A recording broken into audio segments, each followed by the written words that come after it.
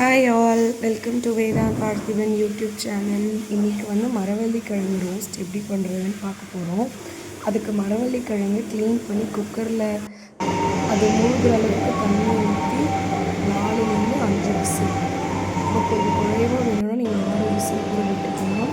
விட்டு அது தனியாக எடுத்து வச்சுருக்கோம். அதுக்கப்புறம் வந்து வானலில் வந்து எண்ணெய் ஊற்றிட்டு அதுக்கு தேவையான அளவு எண்ணெய் ஊற்றி எண்ணெய் நல்லா காய்ஞ்சப்புறம் நம்ம கடுகு போடுறோம்.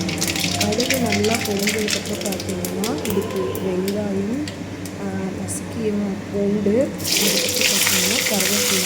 பூண்டு வந்து இதுக்கு நசுக்கிட்டு சேர்த்திங்கன்னா தான் நல்லா டேஸ்டியாக இருக்கும் ரெசிபிக்கு.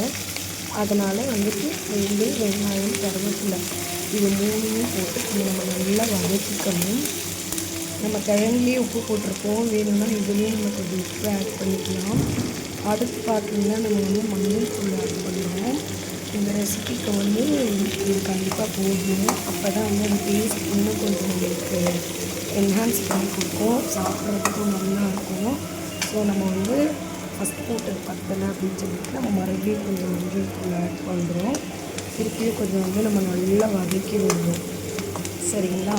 கிழங்கு வேக வைக்கும் போதே நம்ம தேவையான போட்டுக்கணும். ஆனால் நான் இதுலேயும் கொஞ்சம் உப்பு ஆட் பண்ணுவேன். சால்ட் ஆட் பண்ணிக்கிறேன். ஏன்னா அந்த கிழங்குல வந்து கொஞ்சம் எனக்கு கம்மியாக இருக்க மாதிரி இருந்துச்சு. அதனால் எனக்கு தனியாக சால்ட் ஆட் பண்ணி அதையும் நான் நல்லா வதக்கி வச்சுக்கிறேன்.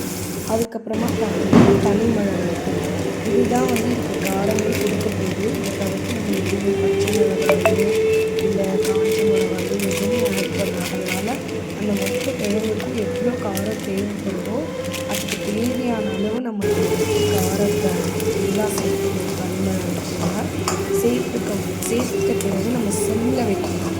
நல்லா ஹையாக வச்சோம் அப்படின்னா அது கருகிடும். அதை ஒரு கொஞ்சம் வதக்கிட்டு க்யூப்ஸாக கட் பண்ணி வச்சுருக்கோம். இந்த வேக வச்ச கிழங்கு அந்த வேக வச்ச கிழங்கு வந்து பார்த்திங்கன்னா நம்ம இதோட ஆட் பண்ணிவிட்டு நம்ம நல்லா கலந்து கொடுத்தோம் அப்படின்னா அதை வந்து நல்லா அந்த மசாலா வந்து ஒவ்வொரு கிழங்குலையும் உங்களுக்கு நல்லா சேர்ந்து ஒரு நல்ல டேஸ்ட் கொடுக்கும். இதுக்காக நல்லா கலந்து கொடுத்ததுக்கப்புறமா அது ஃபுல்லாக நல்லா ஸ்ப்ரெட் ஆகிடுச்சு. ஸோ இப்படி தான் இருக்கும். இதுக்கு தேவையான நேரம் வந்து பார்த்திங்கன்னா நீங்கள் வந்து அடுப்பில் வச்சு இருந்துட்டு ஆஃப் பண்ணி டேஸ்ட் பண்ணால் செம்மையாக இருக்கும். தேங்க்ஸ் ஃபார் வாட்சிங். பாய்.